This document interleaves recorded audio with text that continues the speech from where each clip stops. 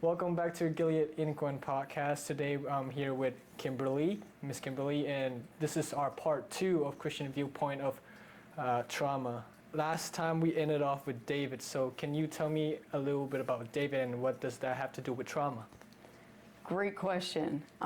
Basically, in trauma therapy, there is this thing called reframing, right? Yeah. Back in 1970 to 1980, they did a lot of reframing with cognitive behavioral therapy, but then they realized later on in trauma therapy that it really helps. So, but what's really interesting is that the people that coined the term reframing, they said they made it in 1980, 1970, right? But actually, David was doing this a long time ago, back in literally the Old Testament. Reframing is a way of taking a situation and instead of seeing it just one way, you see it kind of a different way and a different way and a different way, and you kind of mold it to what you need it to be. Can you give example of like what does reframing look like? All right, well, I mean, I'll take one of his Psalms because a lot of his Psalms do the same thing, right? So Psalms 3, when you read on this, by the way, when it says Selah at the end, if you look at it in your Bible, you'll see it, it says Selah. That means you have to reflect. It means you have to take time and actually reflect and actually take a second to be like, okay, what does this mean, right? So it says, "O Lord, how many are my foes? How many rise up against me? Many are saying of me, God will not deliver him." You know, so he's coming to God and he's like, hey, this is my situation. I have many foes. They're all up against me and they're gossiping about me. Yeah. They're freaking out. They're saying, God's not on your side, like he will not deliver you. He will not help you, right?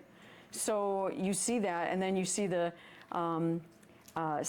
Selah, which is, okay, think about it for a second.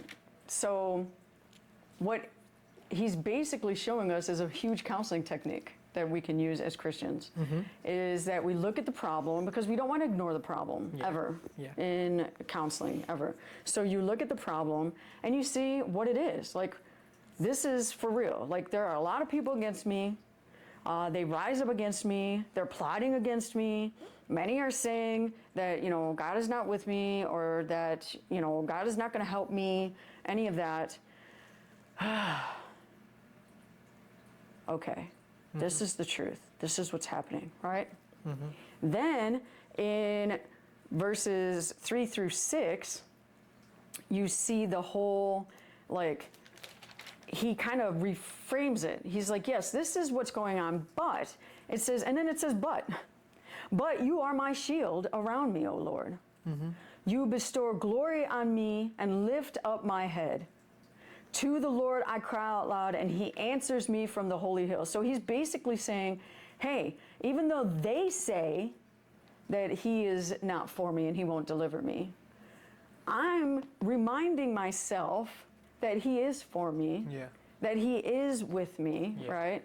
And then he goes on and goes, I lie down and sleep. I'm sorry, hold on, did I skip ahead? Oh, I cry out to the Lord and he answers me. Okay, I lay down and sleep and wake again because the Lord sustains me, right? I go to sleep, I get back up because he's with me, no matter what they're saying in the verse 2, right? And then I will not fear of the tens of thousands drawn up against me on every side. So he's realizing this, but he's basically counseling himself. He's basically reframing the situation. And he's like, dude, I'm not alone. I'm with God, and he's going to do these things for me. Then he goes on, and because he's basically praising the Lord, right? He's basically realizing his help, right? And then he goes on, he says, arise, O Lord, deliver me, O God. Strike all my enemies on the jaw, break the teeth of the wicked. So he's basically like, hey, God, I'm pleading with you. I'm talking to you about this, like this, I need you to do this. But he doesn't end it there. He doesn't end it like, McDonald's, we go to McDonald's and we want a cheeseburger and they just boom and that's it, right? No, he's like, I need this, God, I need this, God. And then he continues and he says, for the Lord comes deliverance. From the Lord comes deliverance. May your blessings be on your people. So he gives another praise at the very end. Yeah. So it's basically, it's the whole essential of reframing. Like when something happens to you, you don't ignore it. You don't just push it aside. No, you identify it, right? It's sort of like David counseling kind of thing. You identify it, you tell God about it, right? Or you tell a trusted adult or somebody that is licensed, right? You tell them about it. Then you process it. Hold on a second. No, the Lord is with me. He is good with me. He's providing for me. I go to sleep and I wake up only because of him. You know, those kind of things. Then he says, God, I need you to do something. And then he ends with, you know, many blessings on your people, and the Lord comes and delivers, right? Okay. So he does the looking at the situation, but that's not the end of the situation. Do you see? Yeah. That's not the end. Yeah. He comes in, he talks about how God is, how God's going to help him. He even asks God for some help, and then he ends it with, I know you'll do it. Without saying, I know you'll do it, but that's what basically he was saying. I know you'll do it. Yeah.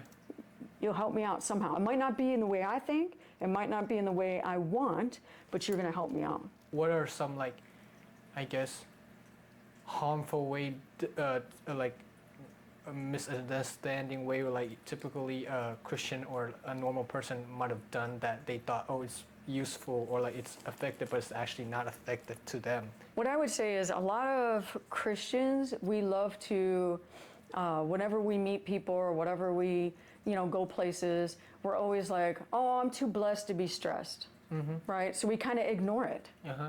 We ignore the problems. We ignore the being human. We ignore those things. Or we wait to the very end like, no, I just have to pray more.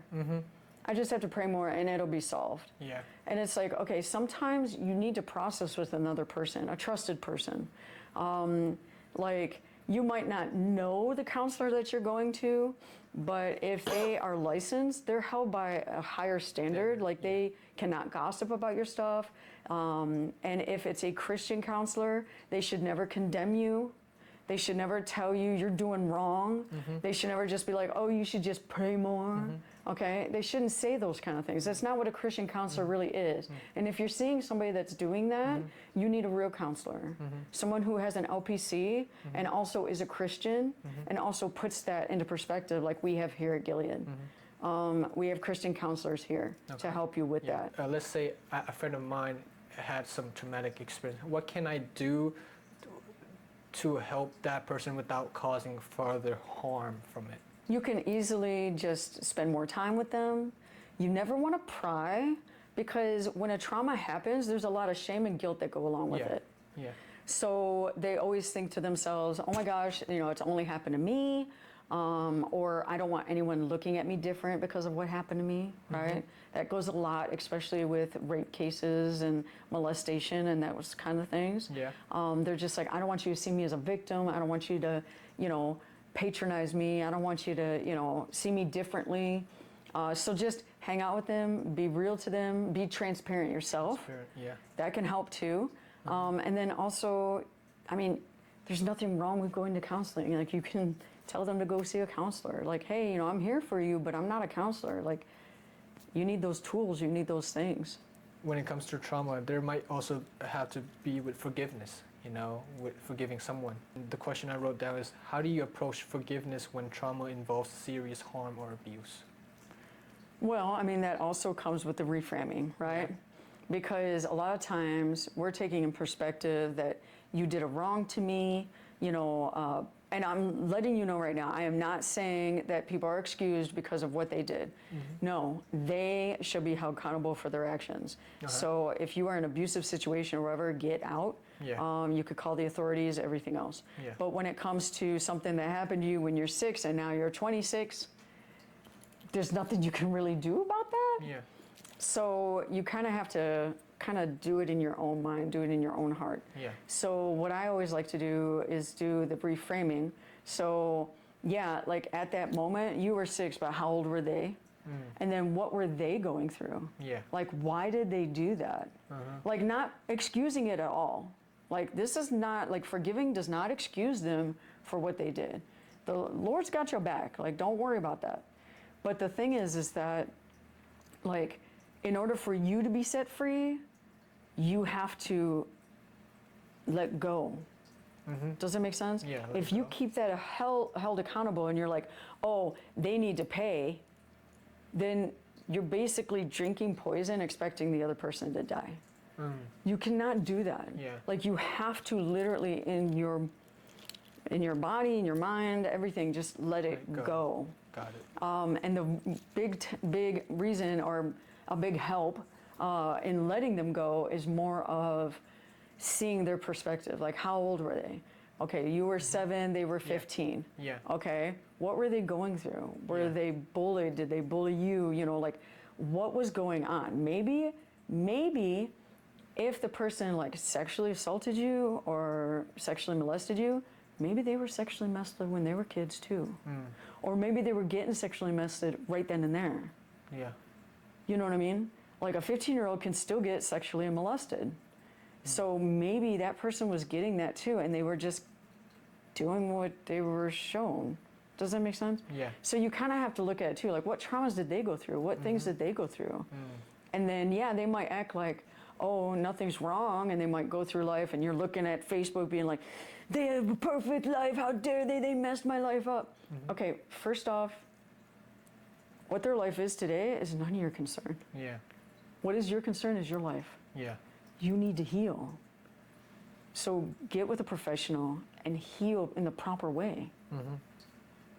And then I also want to talk about, like, where do you see the line between psychological trauma and a spiritual struggle? Like, what are the differences? Because I feel like sometimes us Christian can't decide whether it's a spiritual struggle or is it from trauma. Like sin. See, psychological is not trauma, so that's why I'm like, psychological trauma. Like sin or brokenness or like spiritual warfare. Oh, you're talking about that kind of stuff. Yeah. Okay. Let me see. When it comes to, I really don't know how to answer that right this moment. Like, right on the dot. You know what I'm saying? Because let's go through it. When it comes to, like, what is the situation of the trauma? Because trauma can be anything. Trauma can be, I saw a tornado. You know, it can be anything. So what is it? Well, I don't know, just in general, like, but maybe you. Usually everything's very connected. Does that make sense? Like. So then let's say it's something has to do with a tornado. Okay. Okay. Then what's. You get nightmares of tomatoes. Tomatoes. You get nightmares of tomatoes. So you get nightmares of like tornadoes and stuff like that. That's usually PTSD. That's regular trauma. Yeah. But you don't know if that's literally, like, that's the whole thing with the spiritual realm. You don't know if that's really coming at you because the devil's throwing it at you. Yeah. Or because you're processing it and you're going through PTSD. Okay. Like, he can use psychological stuff too. That's true. Like, he's not limited. So, yeah. But, like, that's why whenever you have a trauma or whatnot, you should always be healed from that. Never ignore it. Yeah. Because it's going to come up later on in life. Somehow it's going to come back. Yeah. Somehow it'll come back and it'll trigger you. Yeah. And then you're sitting there like yelling at your kids, you know, don't do that, blah, blah, blah, blah. And then you're like, oh, wait a minute. Why did I just yell at that? That's not a big deal. Oh, it's because when I was a kid, when I did that, somebody hurt me. Or when I went to a cousin's house and I went off into the bedroom, somebody hurt me. That's why I don't want them going off into the bedroom. Something like that, right? Yeah. So you're like, oh, so the best advice is to just get healed all the way. Heal. And then later on, when you get triggered, it won't be a reaction thing, it'll be more of a response. More like, okay, I know what happened to me. I know I'm triggered because of that, and my blood pressure's going up, I'm getting all upset, I'm wanting to yell, but I don't need to yell. All I have to say is, hey, you know what, let's play in here. Let's grab the toys and let's play in the common area. Because you'll never feel comfortable with them going in there. That's the thing about trauma too, is that you heal, but you don't heal to the point that you never think about it again. There's always going to be things coming up. It's life. Life will life. Yeah. But you will have a better toolbox to handle it. Yeah. So instead of yelling at the kids, what you could say is, hey, you know, what are you going in there for? Oh, you want toys? Okay, let's grab the toys. Let's put them in the common area. So when I'm sitting here and, you know, talking to cousin, you could play with, you know, second cousins or whatever. Yeah. And I know what you're doing. Yeah. You know, and people might say, oh, what are you doing that for? You don't have to explain nothing. Yeah. That's another thing. When you are doing something that relates back to your trauma, you don't have to say, oh, you know, I was traumatized and I got sexually abused, you know, when I went over my cousin's house. You don't need to say nothing. Yeah. Boundaries. Boundaries. You don't need to tell anybody your stuff. Now, you do when it comes to getting help, because they want to know so they can help you. But other than that, you don't need to do that. So you can just say, hey, come on in here, and da-da-da. You know, and you don't really know if that's spiritual or not. Like, if you have a Christian counselor, they'll process it with you, and they'll see if it is spiritual or if it's more, hey, you need some medication, or hey, we need to just process more tools and stuff like that. So they should be able to see that. Yeah. Can you like go more, explain more why we need to like process it instead of to a point where like it start having physical symptoms? Yes, there are even studies that show that people that hold resentment or hold kind of like grudges and stuff, they actually wind up with cancer. And I'm just like, whoa, what kind of a study, what is going on? But there are studies out there that show that, because your body knows everything. Your body remembers everything. If you haven't read the book, The Body Keeps the Score. He's a brilliant PhD. He's gone through many different things on trauma and how the body is with trauma. You can even get, like, might not get cancer, but you get migraines, you get headaches, you get like the TMJ, you know, the teeth thing, you know, when you're grinding your teeth, you don't even notice you're doing it. You can get upset stomachs. You can get ulcers because you're anxious. You can have diarrhea. You can have loose stools. You know, all these different things can happen. You can have body aches. There's actually, within the psychological realm of professionals, they always say, if you have pain up here, it's more stress. If you have pain down in here, it's more trauma. Like, you need to deal with your stuff. So they always talk about different parts of the body. We have reflexology, which, you know, people, they do your palms and your feet and stuff like that, and this equals the head. Or I'm not a person like that, so if I got it wrong, I'm sorry. It's not my expertise. But they'll, you know, massage or do something, and then you start feeling better. And it's like, oh, how is that? Because the body is so connected. And the brain is so connected with the body. Like, there was a study where literally this woman wanted to be pregnant so bad. That's how much the mind is so powerful. She wanted to be pregnant so bad that she tested positive on a pregnancy strip. Now, mind you, the hormone that shows up on the pregnancy strip is only produced by the baby. Okay? It's not produced by the woman. It's produced by the baby being in your womb. So if you test positive, you got a baby in your womb. She went to the doctor, she did an ultrasound, there's no baby.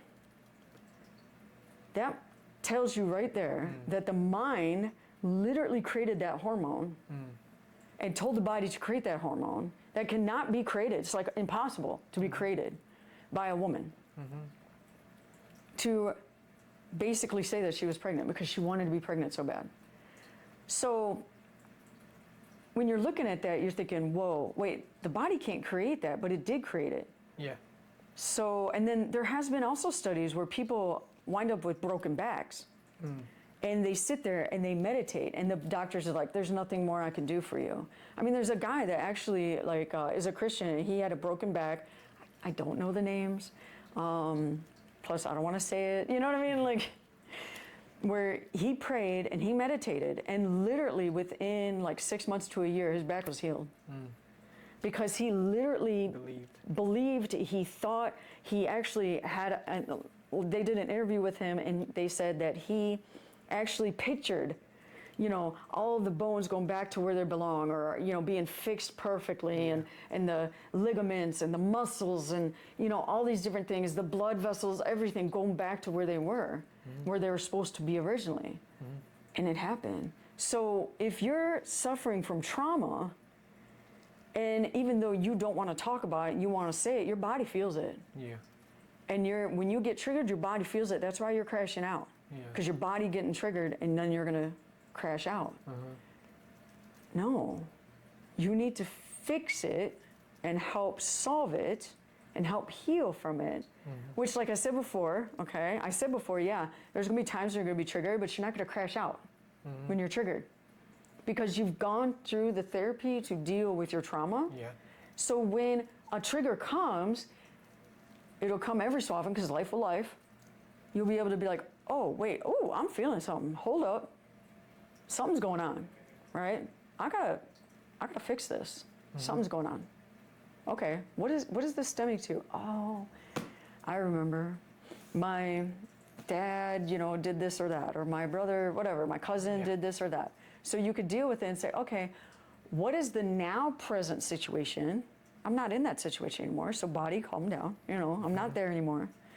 But I'm trying to help somebody not be there, right? So if it's like with your kids, or even if it's with you, I'm not in that situation anymore. I'm okay. Yeah. I know how to put boundaries. I know how to make sure I am not disrespected anymore, right? Yeah.